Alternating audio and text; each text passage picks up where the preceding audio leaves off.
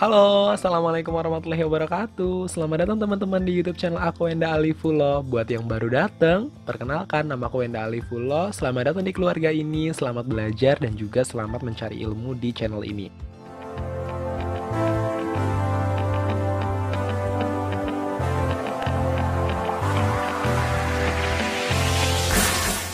Mudah-mudahan dengan bergabung di komunitas ini, dengan bergabung di keluarga besar ini, kalian bisa mengasah dan melatih logika kalian untuk berpikir lebih baik, khususnya dalam menghadapi soal CPNS tahun 2020.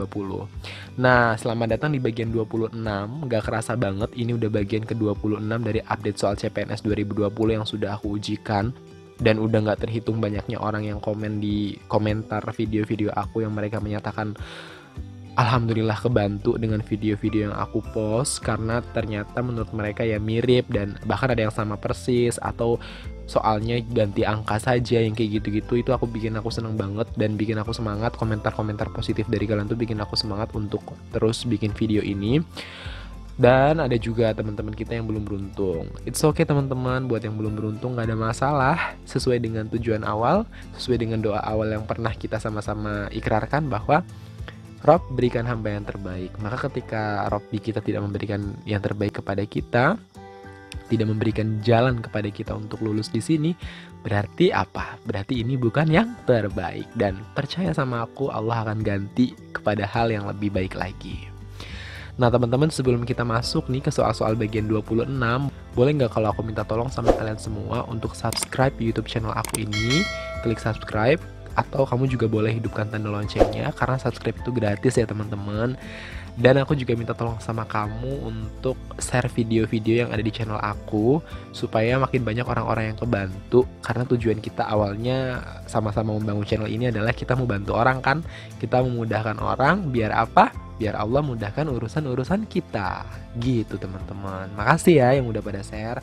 Selamat datang juga buat tim-tim daerah baru yang baru aja join, baru aja gabung. Dan banyak juga yang komen, Kak aku nemuin channel ini H-2, H-1, padahal aku nemu channel-channel lain udah dari lama, kenapa channelnya baru ketemu sekarang.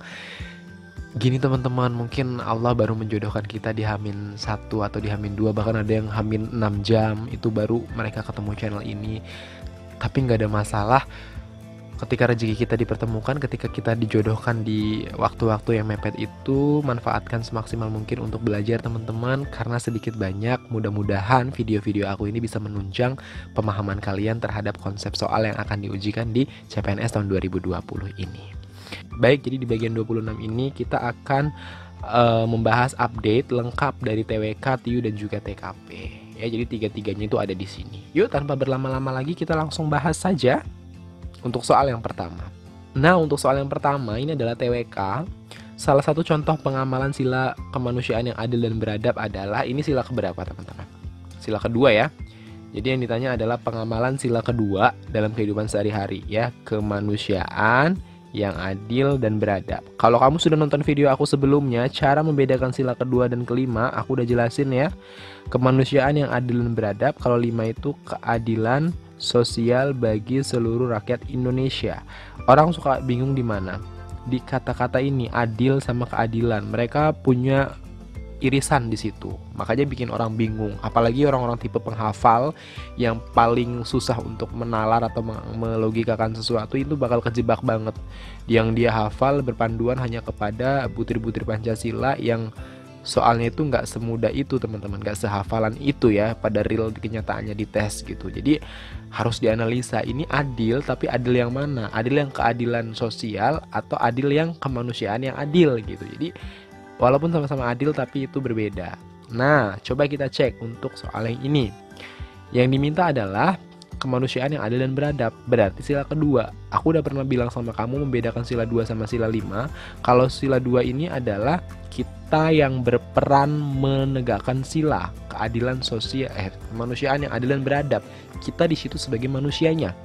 Kalau yang kelima, keadilan sosial bagi seluruh rakyat Indonesia. Kalau ini dominansinya adalah kita termasuk di dalam ini yang menerima keadilan. Ya, keadilan sosial bagi seluruh rakyat Indonesia. Jadi ini lebih kepada lembaga atau negara memberikan keadilan sosial, walaupun di butir-butirnya juga ada yang dilakukan secara individual. Tapi kalau kita cermati secara redaksi, secara susunan kalimat, secara diksi, ini ada perbedaan yang cukup signifikan. Coba kita sama-sama perhatikan kalimatnya. Kemanusiaan yang adil dan beradab, berarti kita sebagai manusia yang adil dan beradab. Yang kelima, keadilan sosial bagi seluruh rakyat Indonesia, berarti kita sebagai rakyat Indonesia menerima keadilan. Begitu ya teman-teman. Jadi kalau dari 2 poin itu mungkin kalian sudah bisa jawab ya, mana kira-kira yang oke, yang pas berkaitan dengan pengamalan Pancasila untuk sila kemanusiaan yang adil dan beradab. Jawabannya yang mana coba? Jawabannya yang teman-teman. Baik, pasti akan ada yang komplain. Kak, itu kan agama lain. Seperti yang aku jelaskan di video sebelumnya, ya, yang belum nonton boleh silahkan ditonton dulu. Di video sebelumnya aku selalu bilang, untuk teman-teman yang tipenya hafalan, itu pasti akan mengacunya begini. Apalagi kalau yang sukanya pakai cara cepat. Cara cepat tuh gimana sih Kak? Ada yang mungkin ada yang nonton atau yang cari di buku tentang cara cepat, tentang pemahaman sila ketuhanan yang Maha Esa. Pokoknya sila-sila yang berkaitan dengan agama dan yang berkaitan dengan ada kata-kata agama dan ketuhanan itu adalah sila pertama. Kan ada tuh yang kayak gitu kan. Pasti ada. Ngaku ayo komen. Jadi itu salah teman-teman ya. Jadi nggak semua yang bunyinya agama dan bunyinya Tuhan itu adalah sila pertama, tapi kita cermati dulu kasusnya ke arah mana ya. Menghormati pemeluk agama lain ini termasuk jenis kemanusiaan yang adil dan beradab. Karena di sini apa? Kita punya adab. Adab apa? Adab hormati orang lain yang berbeda agama, berbeda budaya. Pokoknya keberagaman ras itu kita hormati. Kita punya adab di situ. Ya, kita bahas satu-satu. Yang D, pemungutan pajak itu termasuk ke dalam kemanusiaan yang adil dan beradab enggak? Enggak ya? Kemudian yang C, kemerdekaan untuk mengeluarkan pendapat, ini termasuk demokrasi ya. Kalau demokrasi itu erat kaitannya sama sila keempat. Kemudian kedaulatan berada di tangan rakyat, ini juga menurut aku termasuk kaitannya dengan demokrasi. Jadi masih di sila 4 yang A, setiap warga negara berhak mendapat pendidikan. Nah kalau ini adil nih kan, tapi adilnya adil peran siapa? Peran negara. Jadi aku lebih condong yang A itu ke sila 5, yang E itu ke sila 2. Mudah-mudahan ada yang sefrekuensi. Kalau berbeda, kalau kira-kira menurut kamu ada yang salah, boleh di komen di bawah ya teman-teman. Jadi jawaban untuk soal ini menurut aku adalah yang mudah-mudahan ada yang bisa terima logikanya dengan baik dan terbantu tentunya. Kita lanjut ke soal berikutnya. Nah, ini aku sajiin soal tipe baru. Jadi kemarin ada yang DM aku. Terima kasih teman-teman yang sudah peduli dengan rekan-rekan di YouTube channel Wenda Alifulo.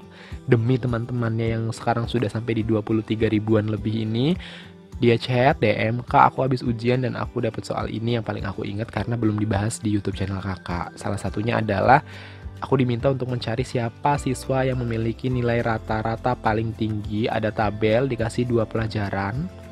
Kita suruh cari rata-ratanya. Jadi mau nggak mau kita harus tahu konsep rata-rata, ya kan?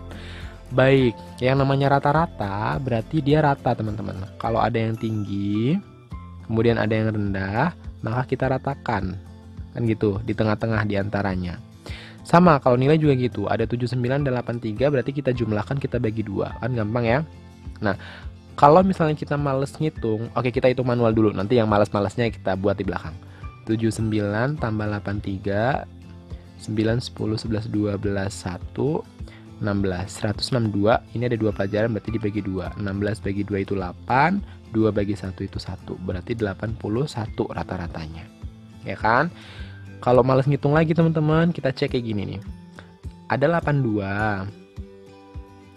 Ada 80. Ya kan? 82 ini kan ada 80, ada 81. Yang 82 ini simpen. 8182-nya ini 1, 2-nya kita simpen kita pegangnya 80 aja. Nah, 2 butirnya kita bagi ke sini 1, ke sini 1. Berarti sekarang posisinya udah rata di mana di 81. Ini 81 juga. Ya kan? Kemudian ini ada 80, ada 81. Berarti sama-sama ratanya di mana? Ini di 80, satunya ya kan? Sini ada 1 nih. Kita bagi 2. Berarti ini jadinya 80,5. Gampang ya, pokoknya kalau cuma 2 doang mah gampang. Ini 79, ini 82. Kalau ini kita buat 79, sisanya berapa? 3 ya. Sisanya 3 berarti kita bagi 2. Berarti 1,5. Kalau 1,5 berarti 79 tambah 1,5 80,5 juga. Kalau kamu bingung dengan cara membagi-bagi langsung ini, pakai yang manual kayak aku gini, dibagiin, ditambah terus dibagi 2 ini juga boleh. Kemudian ini ada 83, ada 80. Berarti kita ambil yang 80 yang kecilnya kan.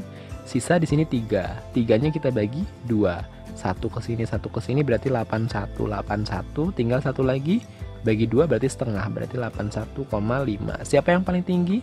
81, 81, 80,5, 80,5, 81,5. Ini dia. Si Eka yang rata-rata nilainya paling tinggi. Jadi jawaban untuk soal ini adalah E.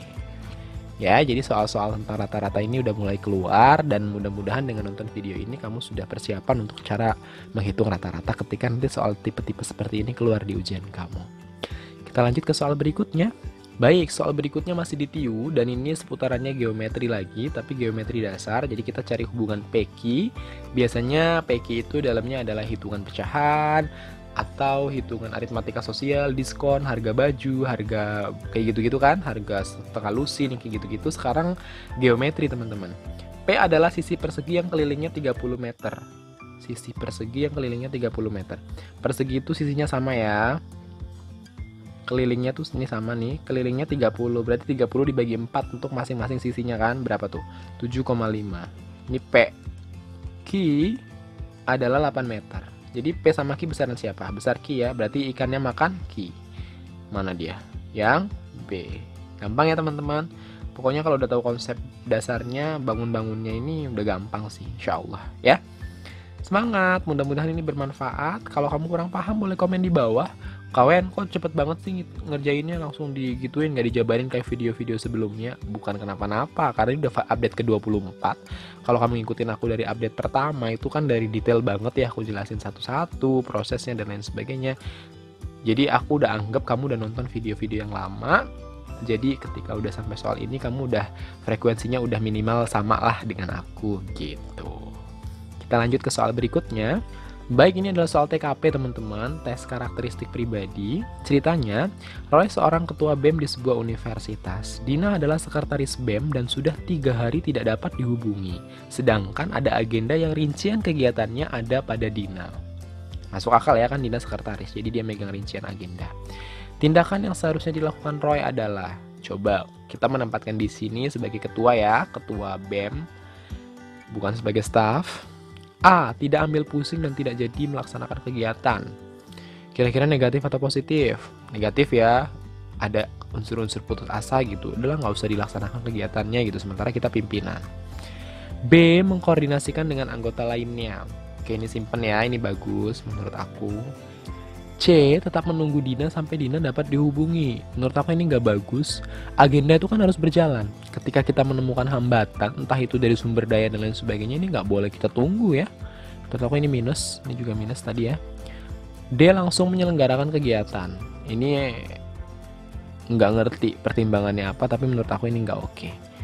E. Mengganti Dina sebagai sekretaris dengan anggota lain. Ini juga langkah yang bagus sebenarnya.